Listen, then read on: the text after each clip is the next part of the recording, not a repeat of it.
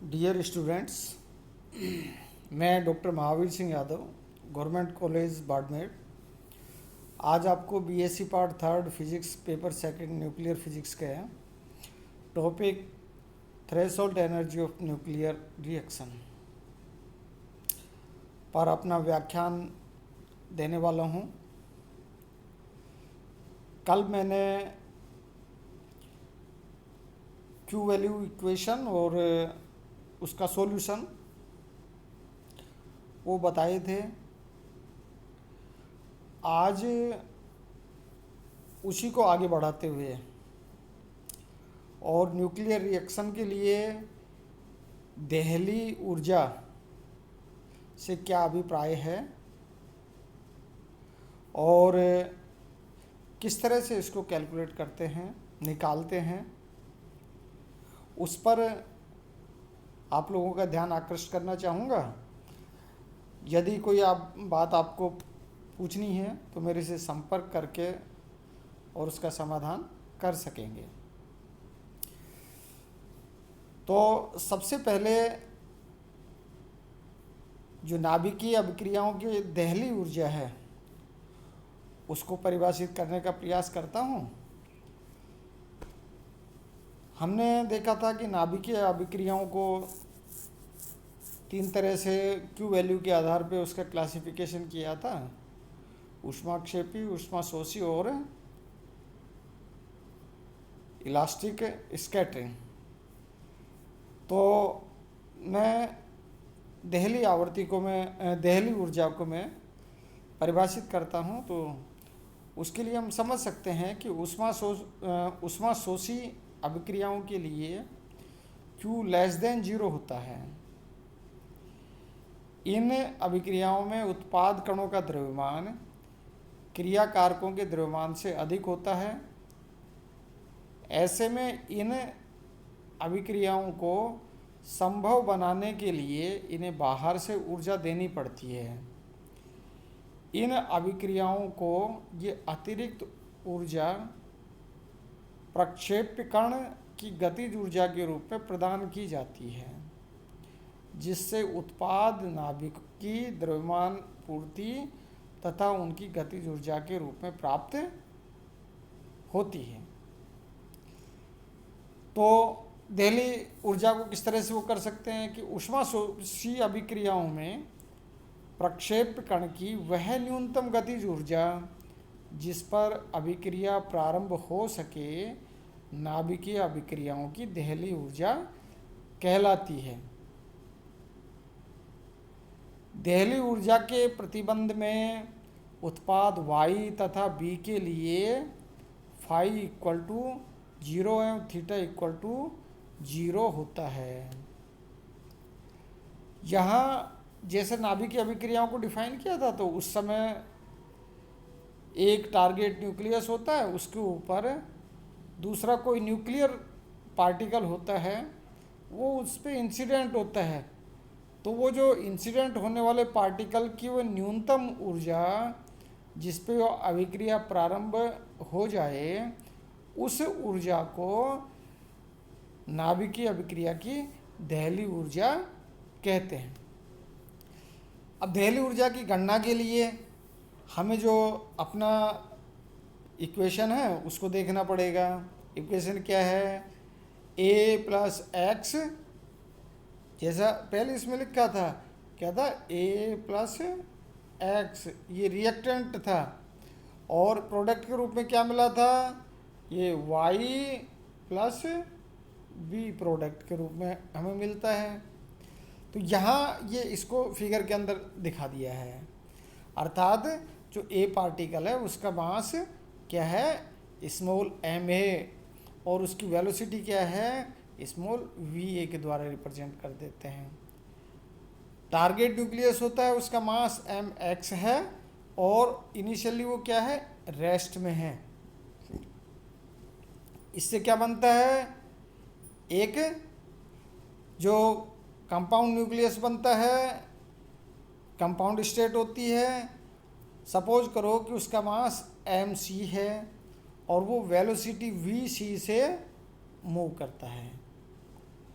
तत्पश्चात क्या होगा कि एक नया न्यूक्लियस बनता है जिसका मास my है,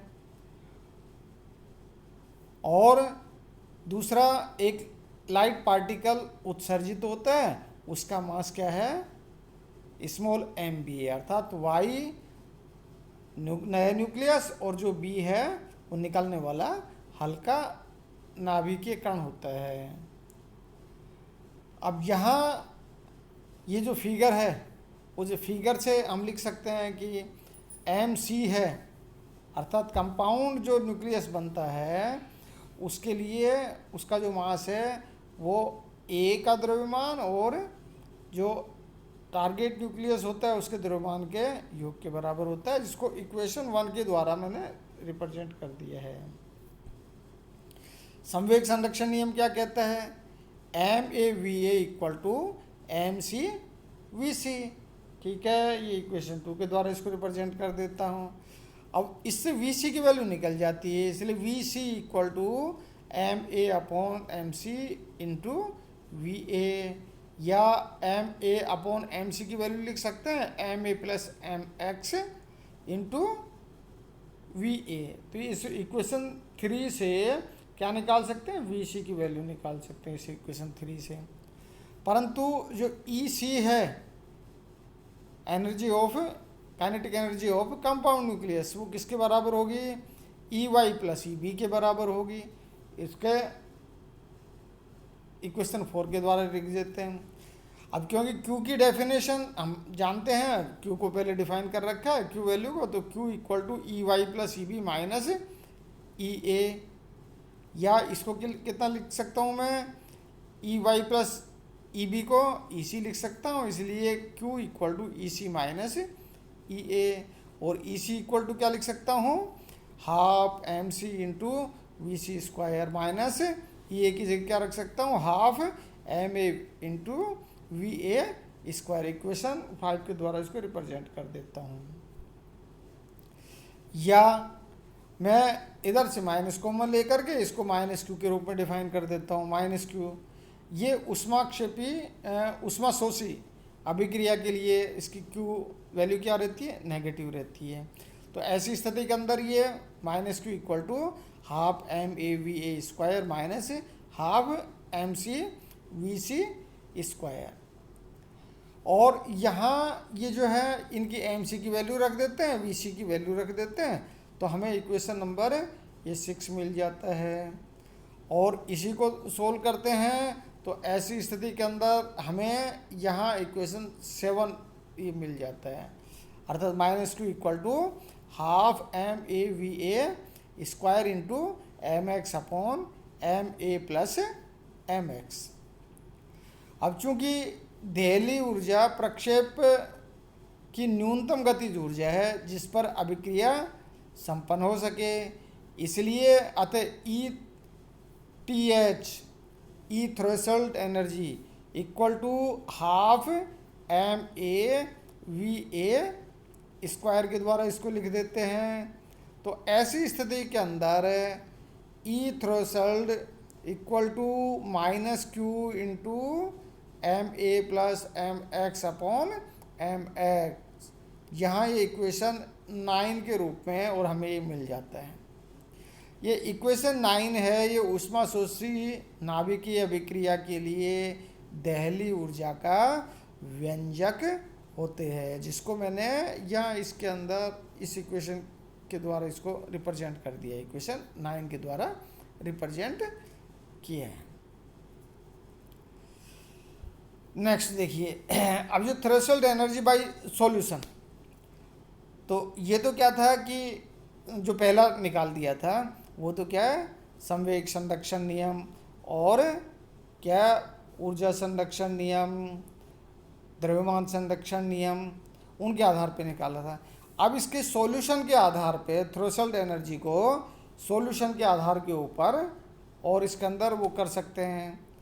हम जानते हैं कि जो इसका ई इक्वेशन हमने निकाली थी, उस ई इक्वेशन के अंदर क्या था, यहाँ उसका जो जनरल सॉल्यूशन था, वो जनरल सॉल्यूशन किस तरह से मिला था, general solution of E equation या इस इक्वेशन 1 के द्वारा रिप्रेजेंट किया गया है, अर्थात E B under root equal to zeta plus minus zeta square plus eta. और यहाँ जीटा को किससे लिखा था कि M A M B into E A under root upon M B plus M Y into cos theta, equation 2 के द्वारा लिखा था। और यहाँ नीटा इक्वल टू क्या, M Y Q plus E A M Y minus M A upon M B plus M Y. यहाँ ये जब सॉल्यूशन निकाला था तो उस समय ये इसके अंदर ये देखा था। Now the reaction become possible when E A is large enough to make zeta square plus eta equal to 0। यहाँ पे ये कंडीशन ये होनी चाहिए, that is zeta square equal to minus eta. अब इसको क्या कर देते हैं, substituting the values from equation 2 and 3 in zeta square equal to minus eta and simplifying we find that the reaction first becomes possible for outgoing particle B at some angle theta when EA equal to minus Q MB plus MY upon MB plus MY minus MA MB upon MY into sin square theta। Equation 3 इसको नाम दे दिया जाता है। The EA has its minimum possible value when theta equal to 0। तो ऐसी स्थिति के अंदर क्या हो गया, साइन स्क्वायर थीटा इसका मान कितना हो जाएगा, 0 हो जाएगा। तो ऐसी स्थिति में नीचे क्या बच जाएगा, ये वाली जो क्वांटिटी है ये इसके अंदर 0 हो जाएगी, बाद वाली ये वाली क्वांटिटी है। तो ऐसी स्थिति के अंदर ये 0 हो गया और इधर क्या बच गया, यहाँ माइनस क्यू के बराबर आ गया। तो ऐसी स्थिति के अंदर यहाँ हम वो कर सकते हैं, that is when the product particle B is observe in the forward direction theta equal to 0। इसका मतलब क्या हुआ कि जो उत्पाद पार्टिकल है वो क्या है, फॉरवर्ड डायरेक्शन के अंदर है।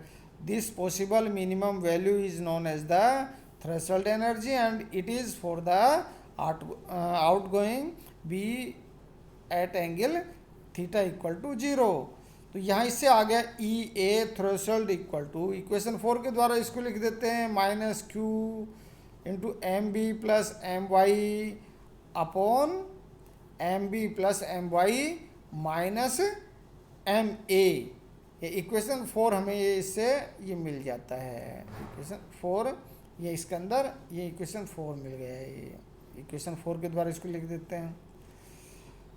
But from the definition of Q, यहाँ जो डेफिनेशन ऑफ क्यू है उससे क्या लिख सकते हैं कि Q equal to M A plus M X minus M Y plus M B into C square. यहाँ जो क्यू की जो डेफिनेशन अपन ने दी थी उससे यहाँ ये मास की टर्म के अंदर क्यू वैल्यू इस इक्वेशन से लिख देते हैं। इक्वेशन जो 4 है अब उसके अंदर ये सब्स्टिट्यूट कर देते हैं, तो अब उससे क्या मिलता है अपने को, यहीं से मिल जाता है E threshold equal to minus Q M A plus M X minus Q upon C square upon M X minus Q upon C square. और यहाँ जब M X A upon C square से क्या हो, क्यू अपॉन सी स्क्वायर से जब बहुत अधिक हो तो ऐसी स्थिति के अंदर E threshold equal to minus Q into M A plus M X upon M X. यहाँ ये इक्वेशन 6 के द्वारा ये इसके अंदर रिप्रेजेंट इसको कर दिया जाता है। इक्वेशन देखिए तो वो इक्वेशन 6 और ये जो इक्वेशन 9 है वो क्या मिल जाती है, एक ही इक्वेशन के रूप में हमें मिल जाती हैं। अर्थात